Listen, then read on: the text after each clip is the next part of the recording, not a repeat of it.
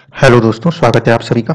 सबसे पहले तो जो एक सवाल आया था कि योग तारा जो कंसेप्ट है वो क्या है? तो इसके अंदर पहली बात ऐसी है कि जितने भी हमारे नक्षत्र होते हैं, उन नक्षत्रों में सिर्फ तारे ही होते हैं और तारों के जो समूह हैं उन्हीं को हम कॉन्स्टेलेशन या नक्षत्र बोलते हैं।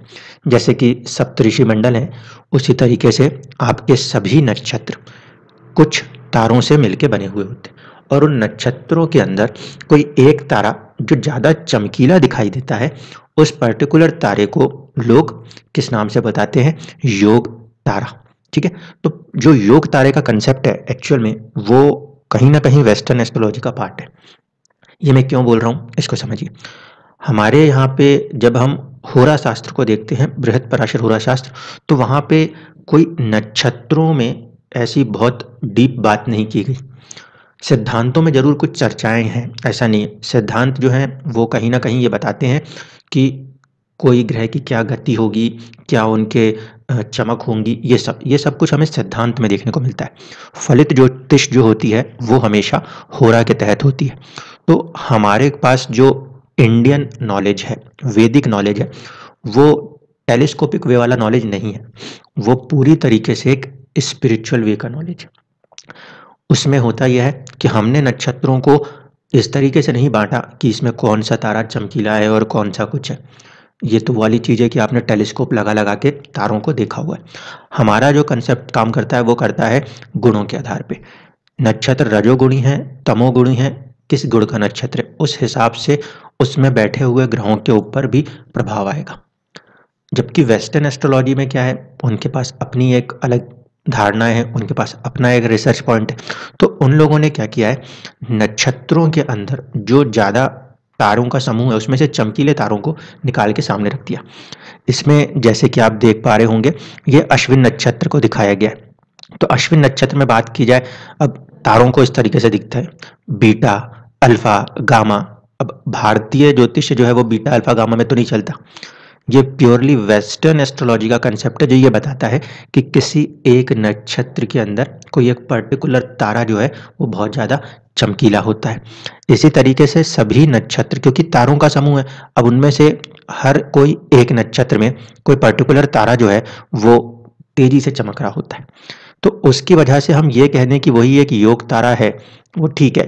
कहीं ना कहीं मैथमेटिकल पॉइंट ऑफ व्यू से अगर हम बात करें तो ठीक है कि एक घर का प्रमुख व्यक्ति है जो ज़्यादा चमक रहा है और उसकी वजह से पूरा घर चमक रहा है। लेकिन प्रैक्टिकल एप्लीकेशंस में जब आप आओगे तो वहाँ पे आप इस लॉजिक को कहीं पे भी बिठा नहीं पाओगे।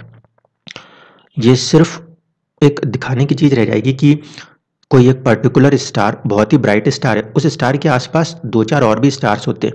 इसको ऐसे समझ लीजिए, जब आपका नेवी का जहाज चलता है, मान लीजिए जो हमारे एयरक्राफ्ट कैरियर है, तो वो सबसे बड़ा तारा है उस समय और उसको सपोर्ट करने के लिए छोटे छोटे तारे काम कर रहे हैं। क्योंकि अब वो नेवी का इतना बड़ा जहाज जा रहा है तो आप उस बड़े जहाज को देख रहे हो, लेकिन उसको बचाने के लिए जो पनडुब्बियां चल रही हैं जो कि आपको नजर नहीं आती, तो हम ये नहीं कह सकते कि जो छोटे तारे हैं उनका प्रभाव नहीं है।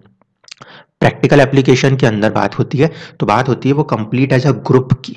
इसीलिए भारतीय ज्योतिष जो है या वैदिक ज्योतिष जो है वो नक्षत्र को कंप्लीटली लेते हैं। वो ये नहीं लेते कि ये तारे में है और उस तारे में। उसका जो थोड़ा सा डेप्थ है इंडियन वैदिक एस्ट्रोलॉजी में, वो इस बात पे है कि हमारे जो नक्षत्र होंगे, नक्षत्रों में पद होंगे। इसीलिए जब हम अपने सिस्टम से पढ़ते हैं तो हम उसको पदों से पढ़ते हैं कि पर्टिकुलर नक्षत्र का पर्टिकुलर पद किस चीज को दर्शाता है। ठीक है, तो इसलिए आप जब भारतीय ज्योतिष के पॉइंट ऑफ व्यू से देखेंगे तो आपको योग तारा और ऐसे वाली चीजों की बात नहीं कही जाएगी। वो तो हमने अपनी ओर से एक टर्म डाला हुआ है कि नक्षत्र के अंदर सबसे ज्यादा चमकते हुए तारे को हमने योग तारा बोला है। लेकिन ओरिजिनलिटी यह है कि हम पदों में बात करते हैं।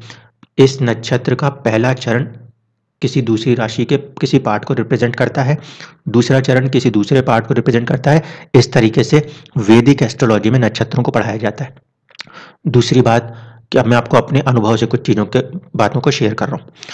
जब मैंने बहुत सारे लोगों की कुंडलियां देखी तो मुझे दिखाई दिया कि चंद्रमा जिस नक्षत्र में बैठता है, उस नक्षत्र स्वामी की जो राशियां होती हैं, कहीं ना कहीं वो चीज़ों का लोगों को कुछ अभाव सा महसूस होता है।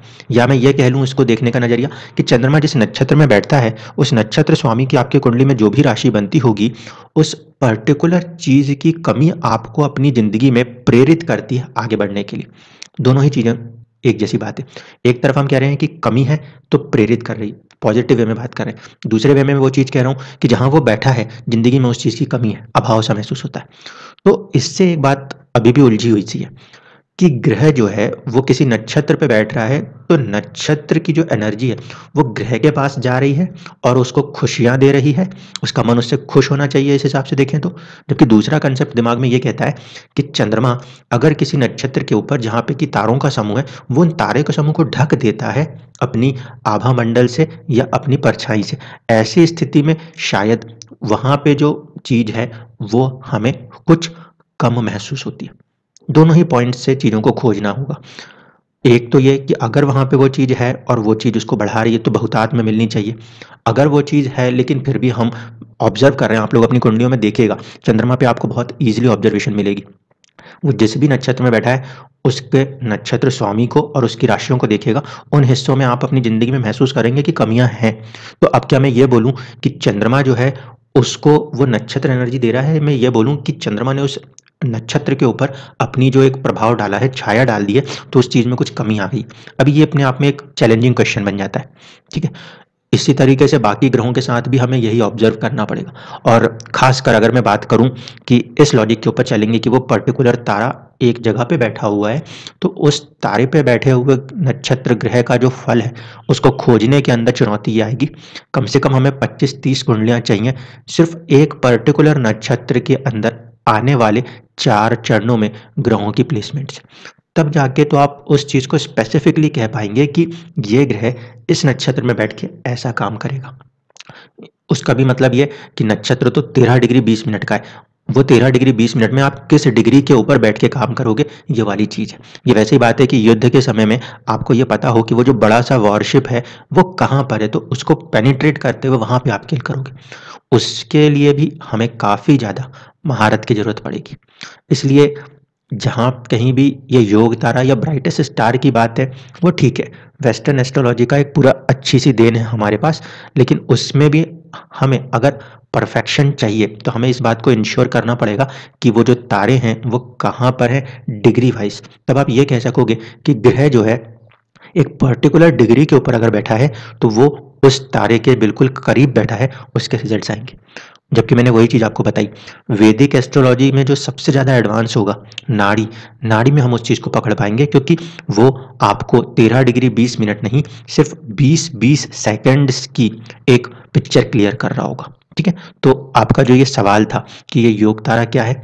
योग तारा कुछ नहीं है, वेस्टर्न एस्ट्रोलॉजी में जो नक्षत्र होते हैं, नक्षत्रों के अंदर जो सबसे ब्राइटेस्ट स्टार होते हैं, हम उसको देखते हैं और उसकी परिकल्पना करके चीज़ों को बताते हैं। उससे ज़्यादा इम्पोर्टेंट जो चीज़ है, अब मैं उस पे चर्चा करूँ कि एक फाइंडिंग काफ़ी ज़्यादा खोजने के बाद देखने को मिली। अष्टक वर्ग के अंदर आपका जो अष्टक वर्ग है, उसके अंदर अगर आप जाओगे और ख़ासकर आपका जो लगन के द्वारा दिए जाने वाला अष्टक वर्ग है, उसको देखने की कोशिश करेंगे, तो कुछ ज़्यादा बारीक चीज़ें पकड़ में आने को समझ में आती हैं। जैसे कि आपके सामने ये अमिताभ बच्चन जी की कुंडली है, यहाँ पे हमने देखा कि इनका जो लगन है उसके अष्टक वर्ग में 7 पॉइंट्स जो मिल रहे हैं, यानी कि ज़्यादा से ज़्यादा ग्रह जो हेल्प कर रहे हैं, मदद कर रहे हैं, वो कहाँ पे कर रहे हैं? 6th हाउस पे कर रहे हैं।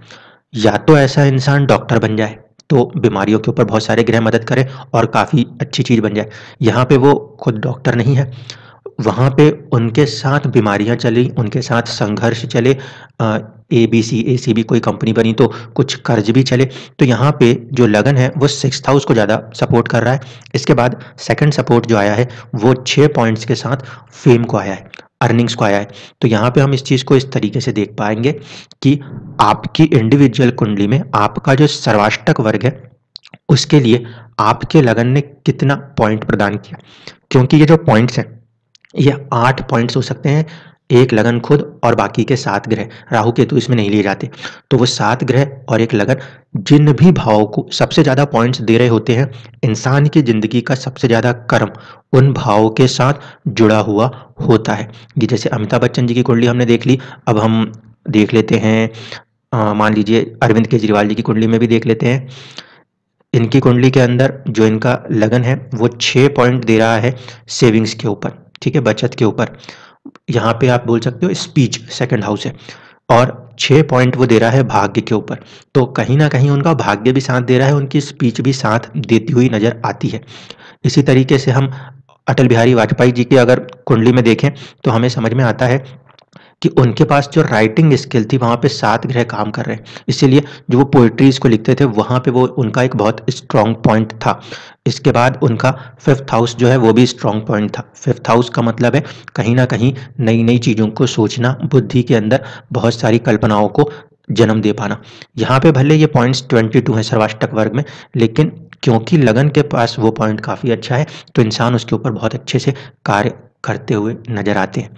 तो ये जो हम लोग कुछ सवालों के जवाब ढूंढना चाहते हैं कि हम कौन से काम को ज़्यादा अच्छा करें, अष्टक वर्ग इस बात को बताता है कि ज़्यादा से ज़्यादा ग्रह आपको कहाँ पे सपोर्ट कर रहे हैं। जहाँ पे आपका खुद का लगन सपोर्ट कर रहा हो और बाकी ग्रह सपोर्ट कर रहे हो, उस काम के अंदर आप बहुत आसानी से चीज़ों को हासिल कर लेंगे। यहाँ पे थोड़ा सा और डेप्थ में जाके देखें तो जो पराष्टक वर्ग है लगन का, वो ये बता रहा है कि देखिए लगन गुरु, चंद्रमा, शुक्र, मंगल, शनि और बुध ये सब के सब एक चीज को सपोर्ट कर रहे हैं।